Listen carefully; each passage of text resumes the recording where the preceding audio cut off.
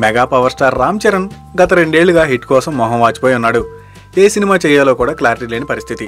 ఈ క్రమంలోనే తమిళ hit movie తని ఒరువన్ని రీమేక్గా ప్లాన్ చేసుకుని స్టైలిష్ డైరెక్టర్ సురేందర్ రెడ్డిని డైరెక్టర్గా సెలెక్ట్ చేసుకుని తన వంతుగా బాడీని ఓ లెవెల్లో బిల్డ్ చేసుకుని ధృవగా ప్రేక్షకుల ముందుకు వచ్చాడు.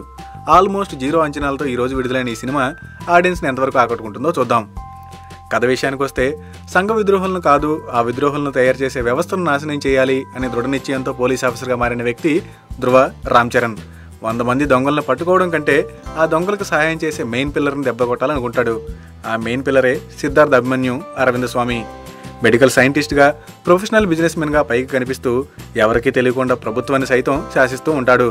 అటువంటి అత్యంత శక్తిమంతుడితో, కండబలంతో కాకుండా బుద్ధిబలంతో హీరో సాగించిన పోరాటమే ధృవ కథాంశం. పెర్ఫార్మెన్స్ విషయానికి వస్తే 6 ప్యాక్ ఫిజిక్తో అబ్బురపరిచిన రామ్ చరణ్ పరిణితి చెందిన నటనతో ఆశ్చర్యపరిచాడు. ఎమోషనల్ సీన్స్లో అక్కడక్కడ తేలిపోయినప్పటికీ యాక్షన్ సీన్స్లో మాత్రం దుమ్ము లేపాడు. ముఖ్యంగా విలన్ పాత్రధారి అయిన అరవింద్ స్వామితో మైండ్ గేమ్ ఎపిసోడ్స్లో అరవింద్ స్వామితో పోటీపడి నటించిన తీరు బాగుంది. సినిమాకి హీరో రామ్ చరణే అయినప్పటికీ కథకి హీరో మాత్రం అరవింద్ స్వామే.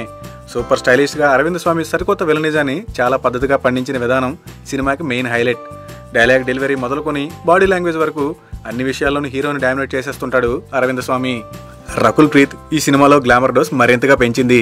పరేషానురా పాటలో సముద్ర తీరంలో ఆరేసిన అందాలు మాస్ ఆడియన్స్ను ఉర్రూ తొలగించడం ఖాయం. అలాగే పెర్ఫార్మెన్స్ పరంగానూ అలరించింది. నవదీప్ కనపడేది కొద్దిసేపు అయినా కావాల్సినంత ఎమోషన్ పండించాడు. విలన్ తండ్రిగా పోసాని కామెడీ ఆడియన్స్ను ఆకట్టుకుంటుంది. మిగతా పాత్రల్లో తదితర నటీనటులందరూ పాత్రకి అవసరమైనంత వరకు చక్కగా నటించారు. టెక్నికల్గా సురేందర్ రెడ్డి తనదైన స్టైలిష్ టేకింగ్తో ధృవం తీశాడు. ముఖ్యంగా సీజీ వర్క్ విషయంలో చాలా మంచి అవుట్పుట్ రాబట్టుకున్నాడు. హిప్ హాప్ తమిళ ఆర్ఆర్ బాగుంది, కానీ పాటలు బాలేదు. Cinematography, editing okay. Geetha Arts making values ultimate.